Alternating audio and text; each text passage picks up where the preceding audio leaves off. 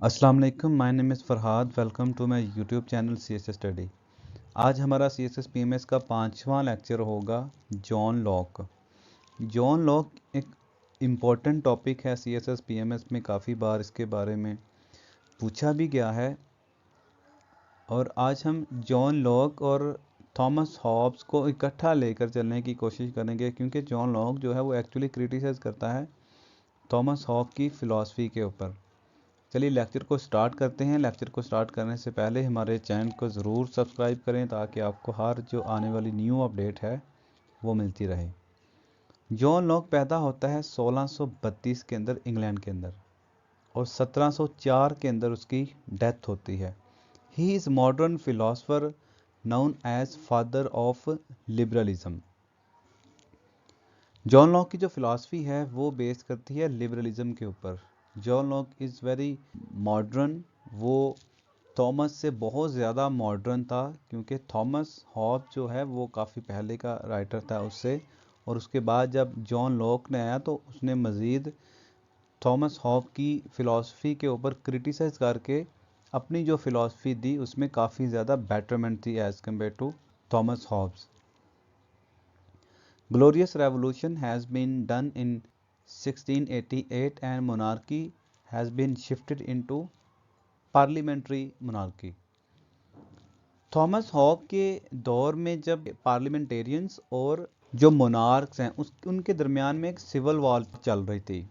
अब जो पार्लियामेंटेरियंस हैं वो चाहते थे कि पार्लियामेंट्री सुप्रीमेसी हो, लेकिन जो मोनार्क्स के फॉलोअर हैं वो मोनार्की को फॉलो करते थे, वो मोनार्की को सपोर्ट करते थे। सो इनके दरमियान एक जंग चल रही थी।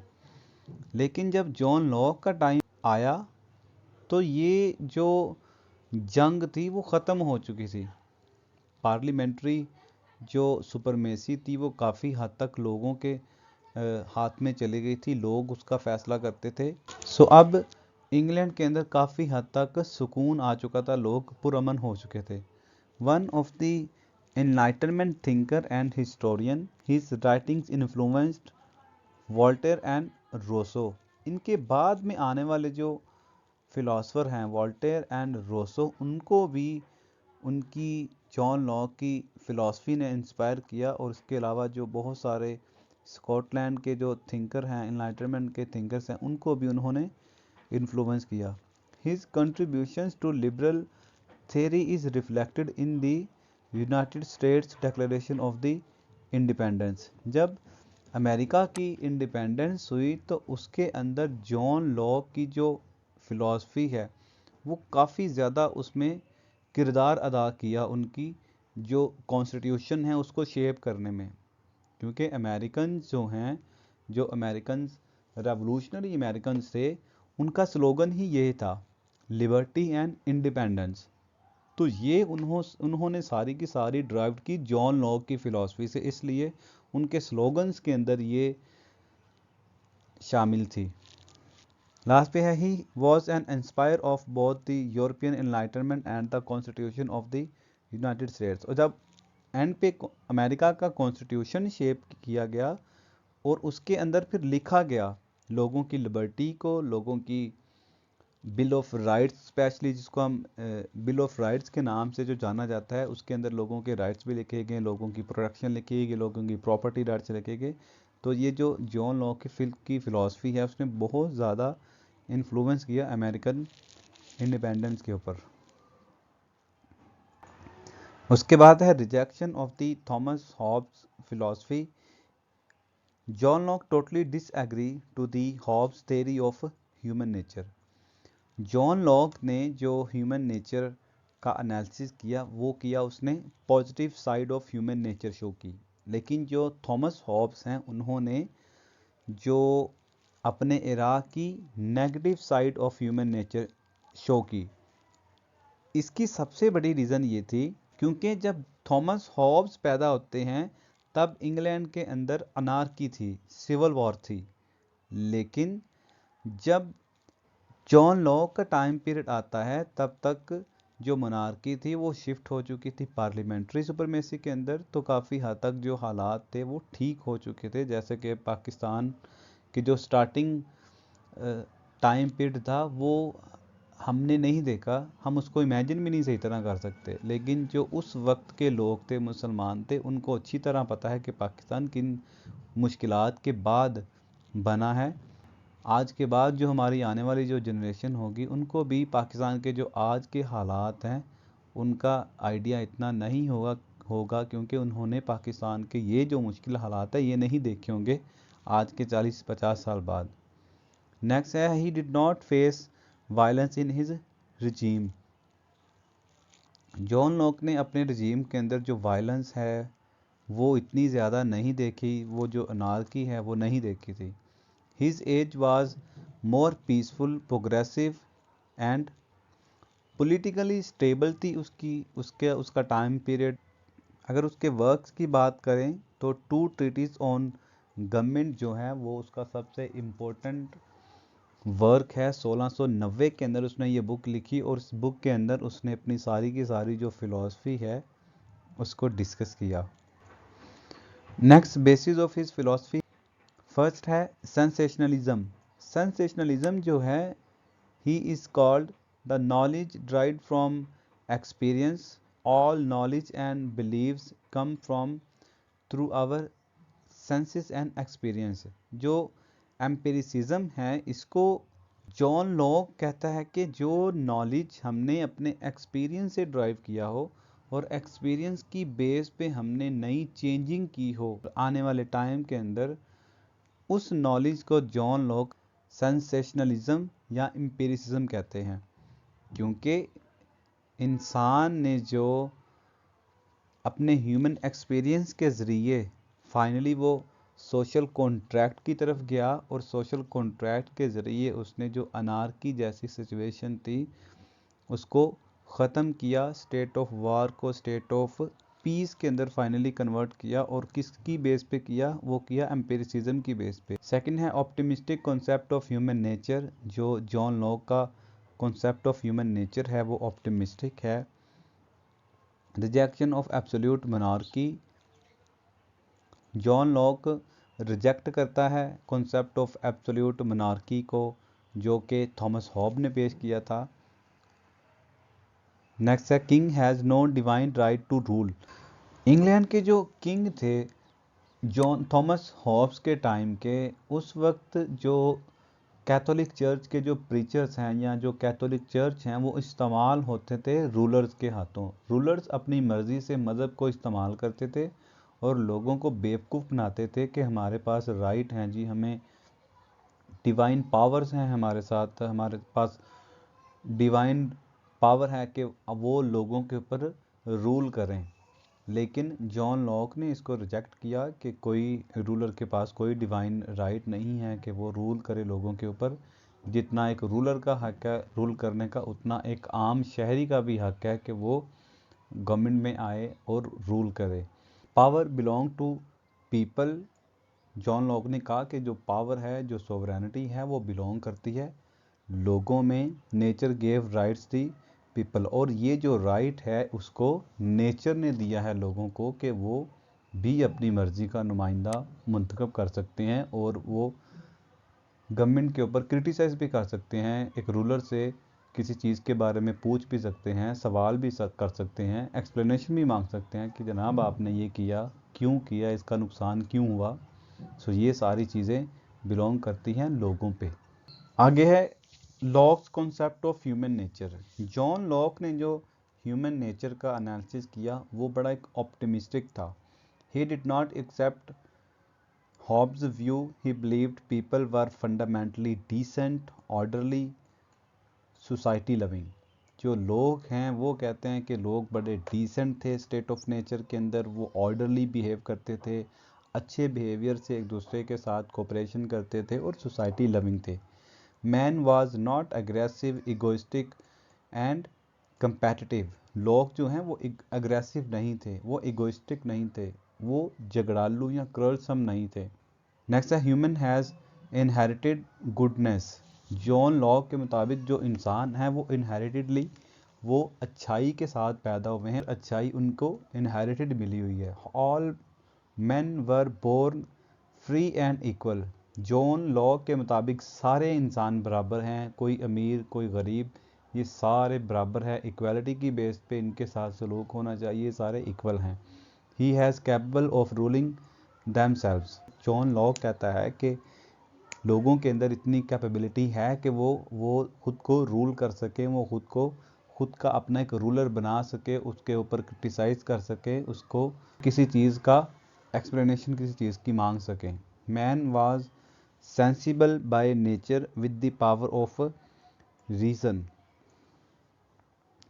यहाँ जॉन लॉक थॉमस हॉब की तरह तारीफ़ करता है इंसान की नेचर की, कि जहाँ इंसान के अंदर इतनी सारी अच्छाइयाँ हैं वहाँ इंसान के अंदर एक रीज़न भी है। इस रीज़न की बेस पे इंसान फाइनली सोशल कॉन्ट्रैक्ट की तरफ गया और उसने जो अनार्की वाली स्टेट थी, स्टेट ऑफ नेचर थी, स्टेट ऑफ वार के अंदर जो कन्वर्ट हो चुकी थी, उसको कन्वर्ट किया स्टेट ऑफ पीस के अंदर। और ये सब के सब किसकी बेस पे थी? ये रीज़न की बेस पे थी। इंसान के अंदर जो अक्ल है, दानाई है, उसकी बेस पे इसने किया।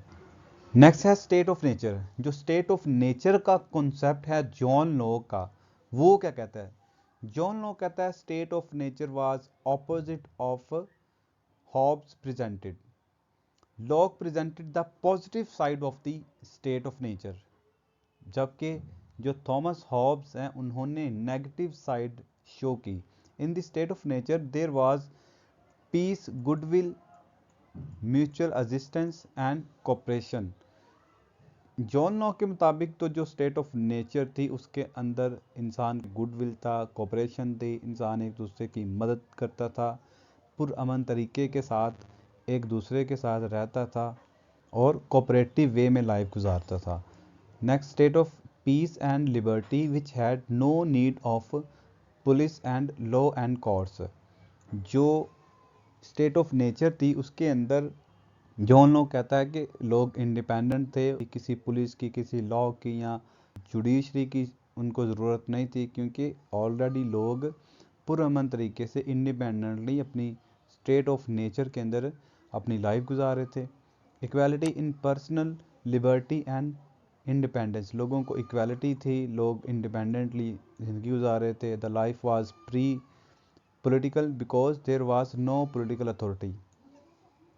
स्टेट ऑफ नेचर के अंदर इंसान की जो लाइफ थी वो प्री पॉलिटिकल थी, क्योंकि उस वक्त कोई जो पॉलिटिकल अथॉरिटी थी, पॉलिटिकल रूलर था, वो तो लोगों के ऊपर है ही नहीं था। सो लोग फ्री एंड फेयर अपनी लाइफ को गुजार रहे थे, इंजॉय कर रहे थे। They enjoy full freedom with in the boundaries of the law. लोग लॉ ऑफ नेचर की बाउंड्रीज के अंदर अपनी लाइफ की जो फ्रीडम है उसको एक्सपीरियंस कर रहे थे।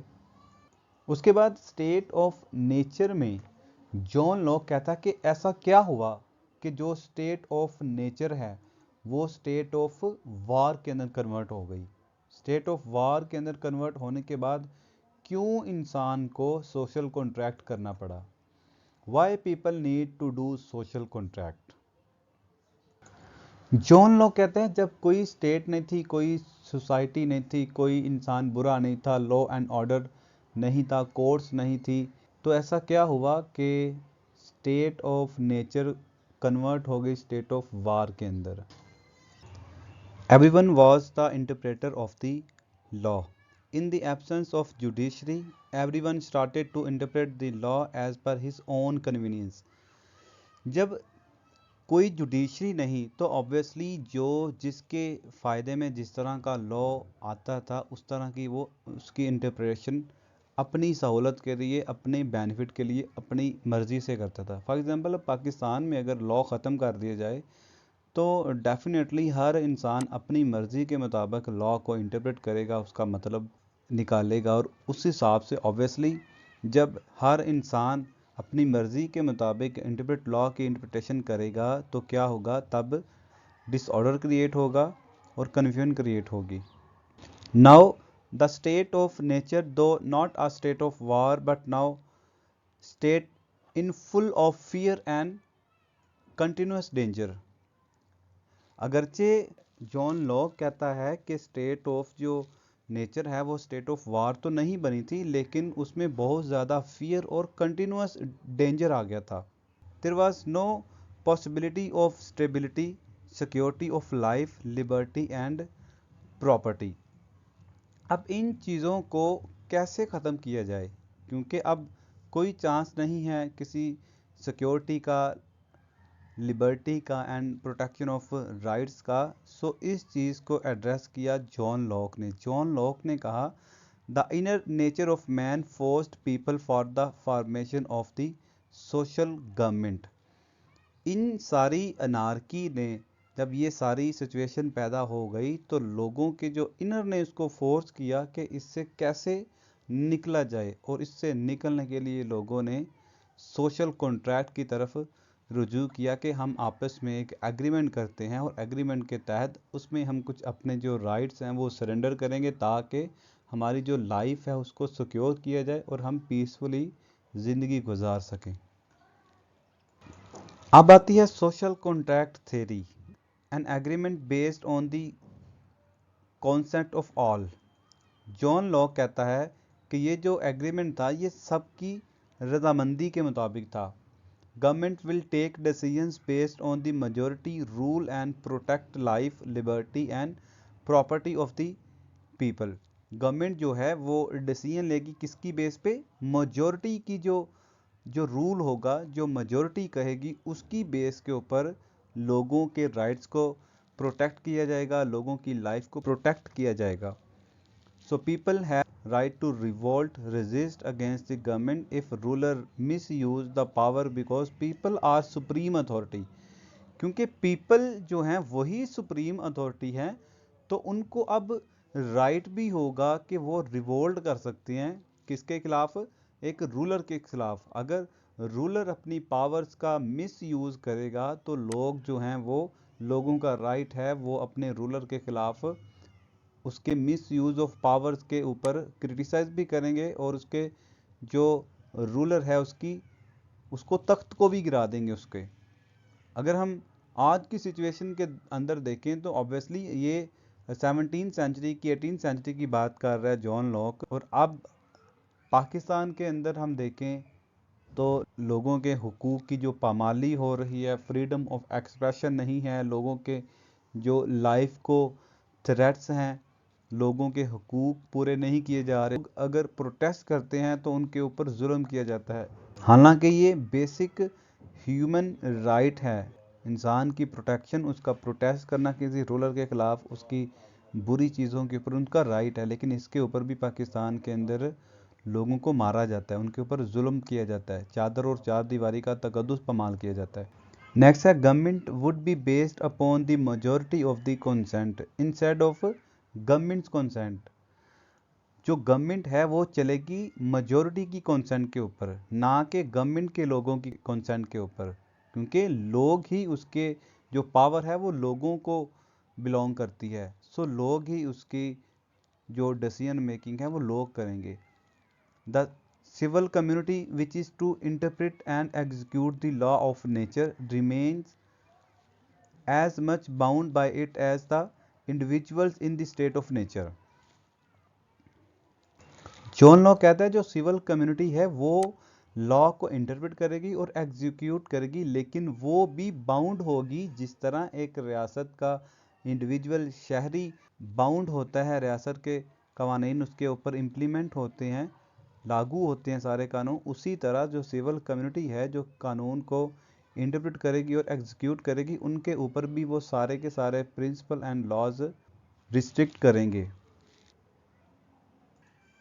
दो individuals surrender their personal rights yet they do not compromise there natural right, life, liberty and property.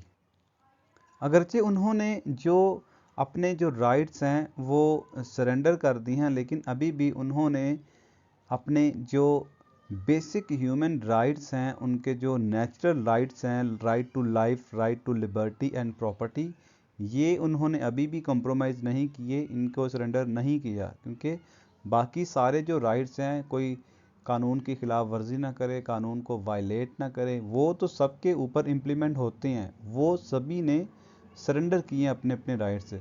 लेकिन ये जो right to life, liberty and property है, ये किसी ने कोई सरेंडर नहीं किया। अगर इनके ऊपर जो गवर्नमेंट है वो इनको डिस्टर्ब करती है, लोगों के राइट्स को उनसे महरूम करती है, तो ऑब्वियसली जो लोग हैं वो इसके ऊपर एक बादशाह के खिलाफ, एक रूलर के खिलाफ रिवोल्ट कर सकते हैं, उनको राइट है। अब सबसे पहले स्टेट ऑफ नेचर थी, पॉजिटिव स्टेट ऑफ नेचर। उसमें इंसान हंसी खुशी ज़िंदगी गुजार रहे थे, इंसान प्रोग्रेस कर रहा था, प्रॉस्परस था। उसके बाद हम देखते हैं जो स्टेट ऑफ नेचर है वो शिफ्ट होती है स्टेट ऑफ वार के अंदर, और स्टेट ऑफ वार उसके बाद कन्वर्ट हो जाती है सोशल कॉन्ट्रैक्ट थ्योरी के अंदर। एक एग्रीमेंट के तहत वो स्टेट ऑफ वार को ख़त्म करने के लिए वो सोशल कॉन्ट्रैक्ट थ्योरी करते हैं, सोशल एग्रीमेंट करते हैं, और जब सोशल एग्रीमेंट करते हैं तो जो कम्युनिटी है वो एक पॉलिटिकल कम्युनिटी बन जाती है, लोग पॉलिटिकल कम्युनिटी के अंदर शिफ्ट हो जाते हैं। अब political community will appoint the government. अब जो पॉलिटिकल कम्युनिटी है वो गवर्नमेंट को अपॉइंट करेगी, उनको उनके जो लेसन्स हैं वो समझाएगी कि किस तरह लोगों को उन्होंने प्रोटेक्ट करना है, लोगों की right to life, liberty and property को उन्होंने प्रोटेक्ट करना है, और उनको पीसफुल तरीके से ज़िंदगी गुजारने में मदद फ्राहम करनी है। नेक्स्ट है Locke oppose to the idea of absolute sovereignty.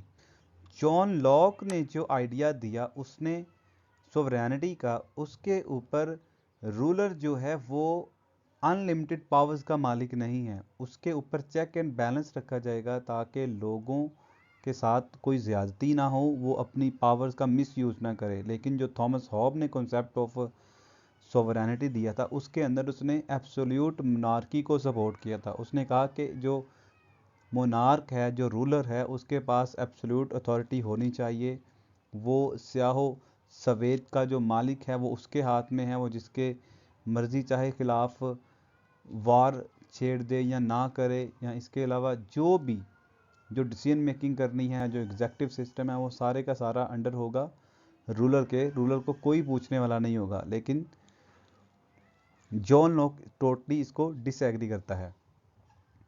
चलिए देखते हैं limitations of the power on the government. Government must govern according to the laws. Government जो है उसको लॉ के अकॉर्डिंग वो चलेगी, एक लॉ बनाया जाएगा, प्रॉपर लॉ मेकिंग की जाएगी जिसके अकॉर्डिंग गवर्नमेंट चलेगी। अब गवर्नमेंट को कोई राइट नहीं होगा कि वो लॉज को वायलेट करे। King has no divine right to rule. King के पास कोई राइट नहीं है कि वो लोगों के ऊपर रूल करे, जिसको लोग मुंतखब करेंगे वही लोगों के ऊपर रूल करेगा। लोग एडवोकेट कॉन्स्टिट्यूशनल गवर्नमेंट, लोग स्पेशली जो कॉन्स्टिट्यूशनल गवर्नमेंट है उसको सपोर्ट करता है। जॉन लो कहता है कि जो रूलर है वो पासदारी करेगा कॉन्स्टिट्यूशनल गवर्नमेंट की। जब एक कॉन्स्टिट्यूशन बनाया जाएगा तो हर एक की जिम्मेदारी है, वो उसमें चाहे अमीर हो, गरीब हो, रूलर हो या आम सिटीज़न हो, आम शहरी हो, सारे के सारे उस कॉन्स्टिट्यूशनल गवर्नमेंट को फॉलो करेंगे।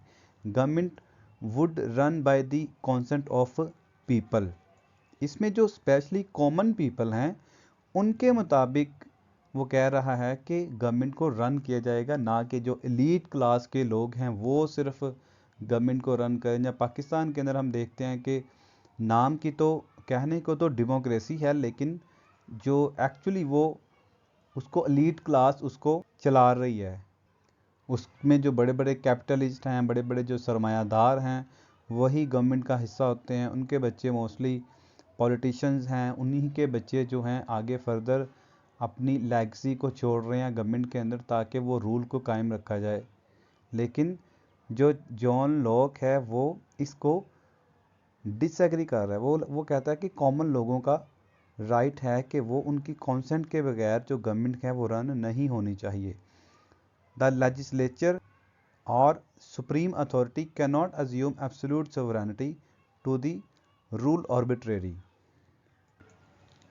जॉन लॉक कहता है कि जो लेजिस्लेचर है या सुप्रीम अथॉरिटी है वो ये ना समझे कि वो उसके पास एब्सोल्यूट सोवरेनिटी है, वो जो चाहे मर्जी करे, ऐसी बात नहीं है। एट द एंड फाइनली जो पावर है वो लोगों से बिलोंग होती है और लोग ही उसको रन करने वाले हैं। The legislature cannot transfer the powers of the making laws to any other agency, जो लेजिस्लेचर की जो एजेंसी है उसके पास, क्योंकि गवर्नमेंट पावर देती है उसको लॉ मेकिंग करने की। अब जॉन लॉ का कहना ये है कि जो लॉ मेकिंग की जो पावर है वो किसी को राइट नहीं है कि वो किसी आगे किसी के हैंड ओवर वो लॉ मेकिंग का प्रोसेस करे। जैसे पाकिस्तान के अंदर जो पावर है डिवाइड की जाती है, अगर एक एक पार्टी गवर्नमेंट में आती है तो वो अपने मतलब के लोगों को जो पावर हैं उनके अंदर मिनिस्ट्रीज़ को बांट देते हैं, अथॉरिटी ओहदे बड़े बड़े ओहदे उनके हाथों में दे देते हैं। तो इस चीज़ को कतई इसने मुखालफत की है जॉन लॉक ने। जॉन लॉक कहता है कि जिसको जिस काम की ड्यूटी दी जाएगी लॉ मेकिंग की, अगर उसको ड्यूटी दी जाती है तो ऑब्वियसली वो उसके ऊपर ही सिर्फ अपना काम करेगा, वो आगे अपनी पावर को ट्रांसफ़र नहीं कर सकता। So this is all from my side. अगर आपको हमारा लेक्चर पसंद आया है, अगर आपकी कोई क्वेरी है, कोई क्वेश्चन है, तो प्लीज़ कमेंट बॉक्स में कमेंट करें, हमारे लेक्चर को सब्सक्राइब करें, दोस्तों के साथ शेयर करें।